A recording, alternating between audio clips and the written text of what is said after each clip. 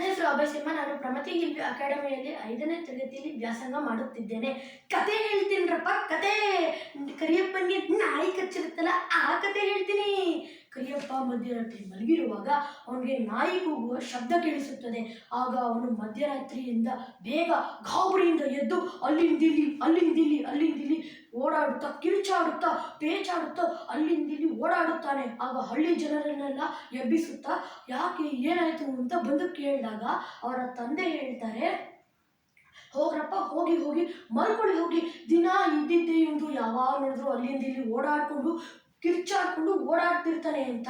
ಆಗ ಹಳ್ಳಿ ಜನರು ಹೇಳ್ತಾರೆ, ಯಾಕೆ ಏನಾಯ್ತು ನಿಮಗೆ, ಯಾವಾಗ ನೋಡೋರು ಕಿರ್ಚಾಡ್ತಿರ್ತಾನಲ್ಲ ಅಂತ ಕೇಳಿದಾಗ ಅವರ ತಾಯಿ ಹೇಳ್ತಾರೆ, ಇಲ್ಲ ಅವನು ಒಂದು ನಾಯಿ ಕಲ್ಲು ತೊಗೊಂಡು ಹೊಡಿಯೋಕೆ ಹೋಗಿದ್ದ, ಅದು ಅವನಿಗೆ ಬಂದು ಇಲ್ಲಿ ಕಡಿದು ಬಿಡ್ತು, ಅವಾಗಿಂದ ಅವನು ಹಂಗೆ ಆಡ್ತಾ ಇದ್ದಾನೆ ಅಂತ ಹೇಳ್ತಾರೆ.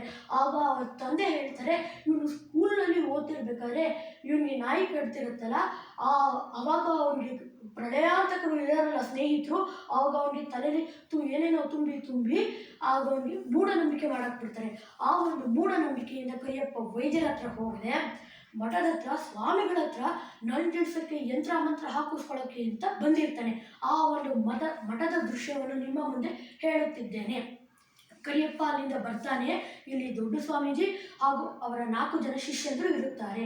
ಆಗ ಕರಿಯಪ್ಪ ಬಂದಾಗ ದೊಡ್ಡ ಸ್ವಾಮೀಜಿ ಕೇಳುತ್ತಾರೆ, ಯಾಕಪ್ಪ ಏನಾಯಿತು, ನೀನು ಯಾಕೆ ಇಲ್ಲಿಗೆ ಬಂದಿದ್ಯಾ ಅಂತ ಕೇಳಿದಾಗ ಕರಿಯಪ್ಪ ಹೇಳ್ತಾನೆ, ಸ್ವಾಮಿಗಳೇ, ನನಗೆ ಮೊನ್ನೆ ನಾಯಿ ಕಳೆದು ಬಿಟ್ಟಿತ್ತು, ಅದಕ್ಕೆ ನಿಮ್ಮ ಹತ್ರ ಯಂತ್ರ ಮಂತ್ರ ಹಾಕಿಸ್ಕೊಳ್ಳೋಕ್ಕೆ ಅಂತ ಬಂದಿದ್ದೀನಿ ಅಂತ ಹೇಳ್ತಾರೆ.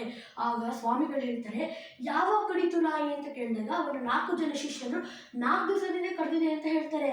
ಯಾವಾಗ ಬಂದು ಕಡಿತು ಅಂತ ಕೇಳಿದಾಗ ದಿಕ್ ನೋಡಿನ ಒಟ್ನಲ್ಲಿ ಬಂದು ಕಡಿತು ಅಂತ ಹೇಳ್ತಾರೆ. ಹೌದಾ, ಸರಿ ಆಯಿತು ರಾಮಯ್ಯ, ಹೋಗಿ ಪಂಚಾಂಗ ತಗೊಂಡು ಬಾ ಅಂತ ಹೇಳಿದಾಗ ರಾಮಯ್ಯ ಪಂಚಾಂಗ ತಗೊಂಡು ಬರ್ತಾನೆ. ಆಗ ದಶಮಿ ತಿಥಿಯಲ್ಲಿ ಯಾವ ನಕ್ಷತ್ರ ಇದೆ ನೋಡು ಅಂತ ಕೇಳಿದಾಗ ಆಗ ರಾಮಯ್ಯ ಹೇಳ್ತಾನೆ, ದಶಮಿ ತಿಥಿ ಕೃತಿಕಾ ನಕ್ಷತ್ರ ಇದೆ ಗುರುಗಳೇ, ಇದರಿಂದ ತುಂಬ ಅಪಾಯ ಇದೆ. ಒಂದು ವೇಳೆ ನಾಯಿ 1 ಗಂಟೆ ಮೊದಲೇ ಆಗಲಿ ಅಥವಾ 1 ಗಂಟೆ ಆದಮೇಲೆ ಆಗಲಿ ಕರೆದಿದ್ರೆ ಯಾವುದೇ ಅಪಾಯ ಇರ್ತಿರ್ಲಿಲ್ಲ ಅಂತ ಹೇಳ್ತಾನೆ. ಆಗ ಈ ಕಥೆಯ ಸಾರಾಂಶ ಏನೆಂದರೆ, ನಾವು ಕರಿಯಪ್ಪಂತರ ಮೂಢನಂಬಿಕೆಗೆ ಒಳಗಾಗಬಾರ್ದು, ವೈಜ್ಞಾನಿಕವಾಗಿ ಆಲೋಚನೆಯನ್ನು ಮಾಡಬೇಕು.